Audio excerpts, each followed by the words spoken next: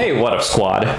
This is the start of a brand new series in which we replace that nasty and moldy old carpet liner with some sexy ass vinyl.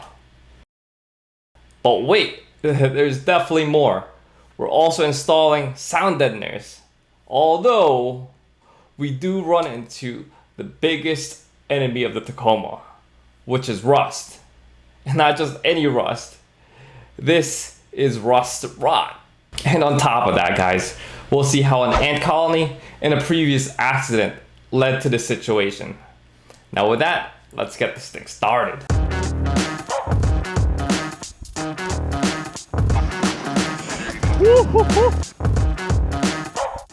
Now the overall goal of the series is really to replace that old interior carpeting as well as install the sound deadeners, because everything's going to be opened and exposed anyways. But to give you guys a little bit of a background, I did buy this truck used. It's a 2009 Toyota Tacoma TRD Sport. I bought this truck back in 2016 in March, and I knew that it already had gotten into an accident, especially from my first set of inspections. That motor ran phenomenally. When I first drove it, the frame itself looked really straight, and that repair looked very minor, and it wasn't really that big of a deal at the time because I figured as long as the frame and the motor and everything else looks okay, the rest of the issues that pop up would be pretty minor. So at this point, I was already shopping around for a Tacoma for probably about a year. And on top of that, this Tacoma was one of the rare manual transmission ones, so I was already super excited. And I figured a minor damage wouldn't really be too much of an issue in the future. And anything that happens in terms of small repairs I could handle. So I thought at that time.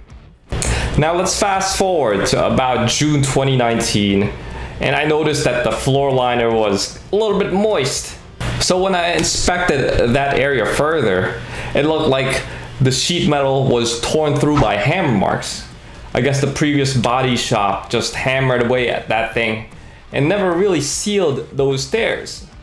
So logically, I thought that's where all the water was coming from, because those tears directly connected to the wheel wall itself. So anytime the water gets kicked up by the tires, it goes and seeps through those giant holes and wicks into the carpet. So logically, I figured, all right, I'll clean up that metal, apply some rust converter, protect it with some paint, and then seal up those holes. Good to go. I thought that was really it. So fast forward to now, I found that the carpet was again wet. So I figured, all right, it's time for new floor liners anyway, but I'll also do a more thorough inspection. And little did I know that water was actually coming through from other places too. So that's where this story starts, guys. And with that, let's get to the garage. So if you take a look, probably hard to see on camera, this area here is like really moist. And now this mounting bracket here is kind of rusty. So I moved the seat back a little bit so you guys can see. Look at all that. We got rust formation here. And as I mentioned, the area underneath this mat is definitely moist. We also have a little bit of rust formation right here to address, and there's a little bit of bubbling in the paint, so definitely have to take care of that. So I'll start with removing the floor pads on the truck.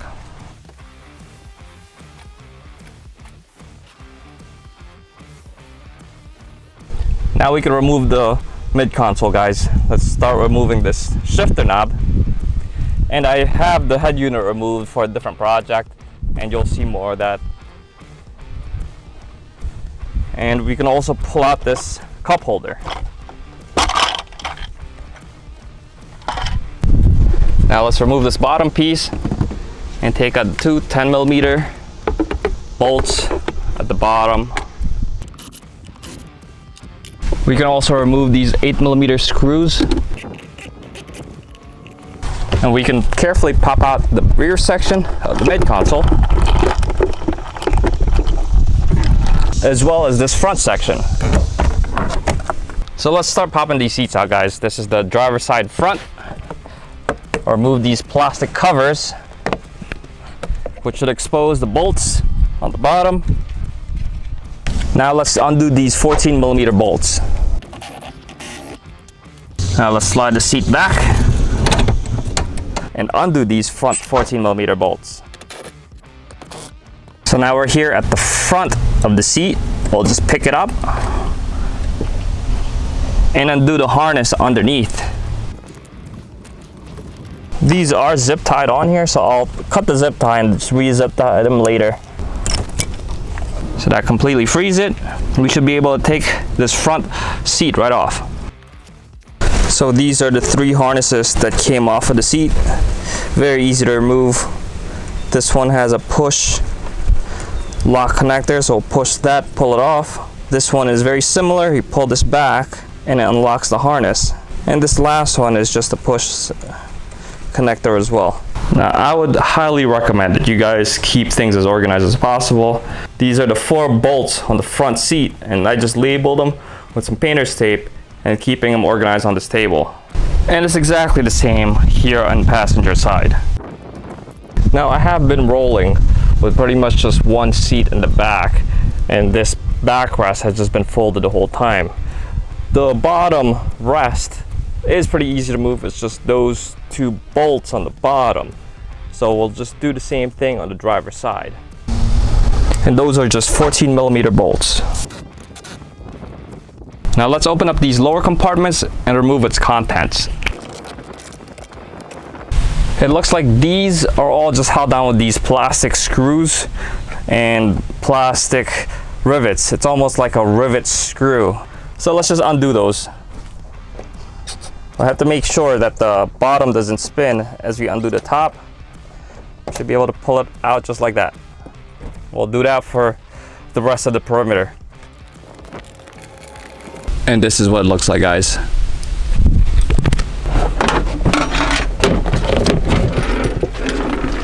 Now let's go around and remove these plastic trim. We'll use our pry tool in order to do so.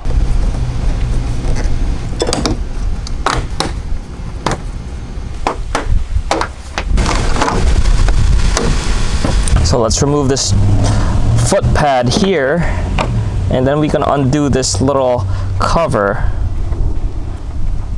on the driver's side footwell. We should just be able to unscrew it by hand. Just like that. Then this whole piece should come up and off. We'll do the same thing on the passenger side. So back on the driver's side, guys, we'll undo this 14mm bolt on the driver's side lower seat belt. Now let's peel back this rubber weather strip slightly so we can get access to the side, and then just pull this trim forward.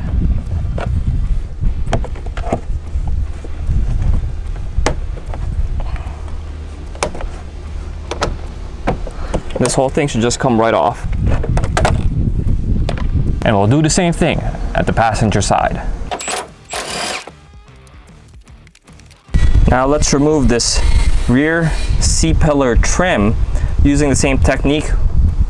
We'll remove this weather stripping so that we can pry this off.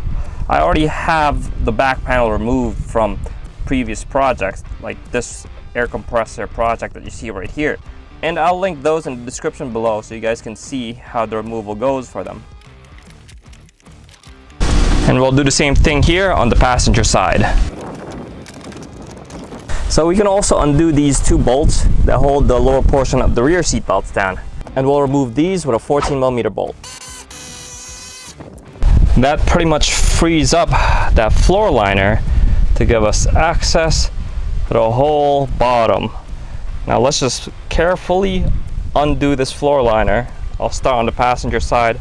We'll roll it upwards towards the center, and we'll have to be careful not to yank too hard on any of these wires and just feed them right back through the holes that they were from. There are these vents here that we also got to be careful not to move around too much as well. So let's do that. Here's the underside of the carpet, guys. I might also remove these black styrofoam backing just in case I need to reuse them, but I'll do that off camera. All right, guys. quick inspection of our site. Looks like this driver side footwell is in pretty bad shape. Upon first inspection, we got this hole here. It looks like parts of this has rusted through, so we'll definitely have to cut off the bad parts of the metal and then also work on replacing that bad section and address some of the surface rust. So we got rust here, we got rust on this bracket, we got some over there, and really it's just mostly contained in this footwell region. Let's take a look around everything else. A little bit of rust here, a little bit of rust there. It's more dirty really than anything, at least as far as the rear of the driver's side goes. I am planning on removing this passenger side rear backrest too. Now let's get on to the passenger side. Passenger side is definitely in a bit of a better shape. We have a little bit of rust on these brackets, so we can address fairly quickly. A little bit of rust on this grounding point on this harness, and same thing, really more dirty than anything. That sucks though. That's a little bit of work to try to address that hole right there. At this point, I'll work on removing this rear backrest. So let's remove these covers back here, and we'll use a 14mm socket to remove those two bolts. So we're back at the footwell of the driver's side. Let's remove these vents so that we can get at least a better look.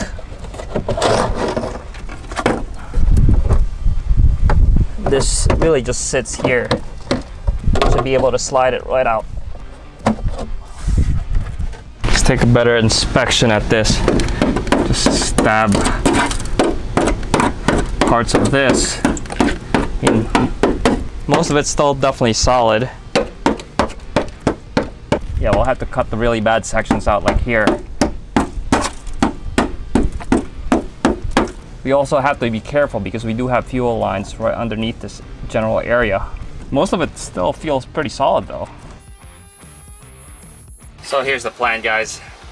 I'm gonna try to tear away as much of this bad rotten metal without damaging the fuel lines underneath. I did find these shears, which are pretty much for sheet metal. So let's see how far we could get with these.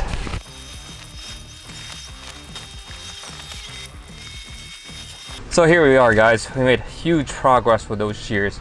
We were able to cut out all of the bad metal. The remaining area here is just surface rust. So we'll take our wire brush and then just brush off all that scale.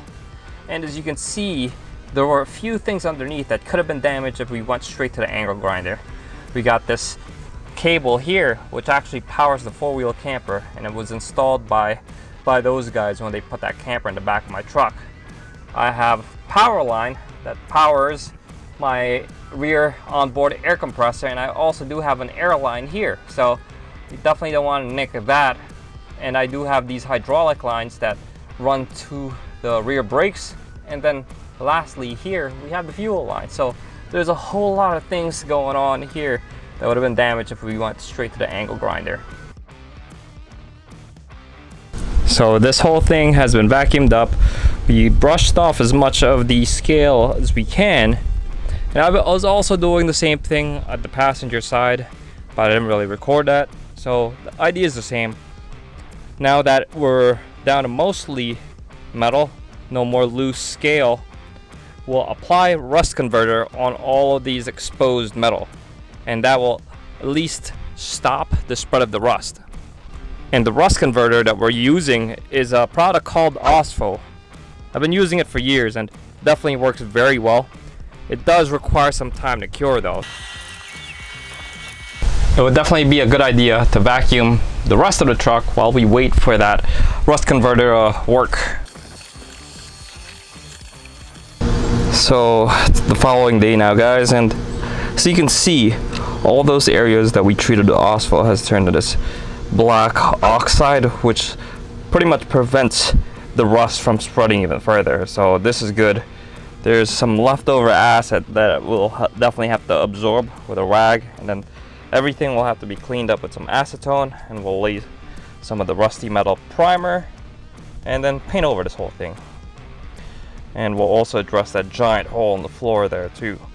But we'll do it one step at a time. Here's a little bit of a closer look of that rust conversion.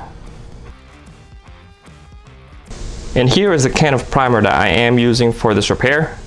This works really well because it adheres to rusty metal surfaces pretty well. And I mean, we did convert that surface rust to that black oxide, which acts as a primer. So this doubly helps with sealing off any of that bare metal. A little quick tip, I did use the painter's tape to make a little V there so it doesn't make too much of a mess when we pour it into the solo cups for painting. Here's what the repair area looks like, guys. I did throw on about 2 thick coats of this primer and it looks really good so far. So as you can see, what's really nice about this is when it dries to like a matte finish, so you know which areas you've hit already with 1 coat and requires a 2nd coat. And I also did hit these areas here towards the rear, as well as these areas on the passenger side, which also had a little bit of rust on there. So it's definitely good. Do all of this in batches, and same thing with those rear areas of the feet for the passenger side seat. This repair is coming along nicely, guys. It'll take a couple hours before that primer is ready for paint. But in the meantime, I think what we can at least start doing is cleaning up these surfaces here. And I'm gonna be laying on some more sound deadener on the floor side. Now this wraps up part 1 of the series. It was really frustrating to see that my first repair didn't hold. And we do get into more headaches as we progress through this work. But you know what? When this work's all said and done, it will be all worth it at the end. It looks so good, guys. So stay tuned so you guys can see how this work progresses, and make sure you smash that like, subscribe, and hit that bell too for the algorithm. And until next time, peace out, everybody.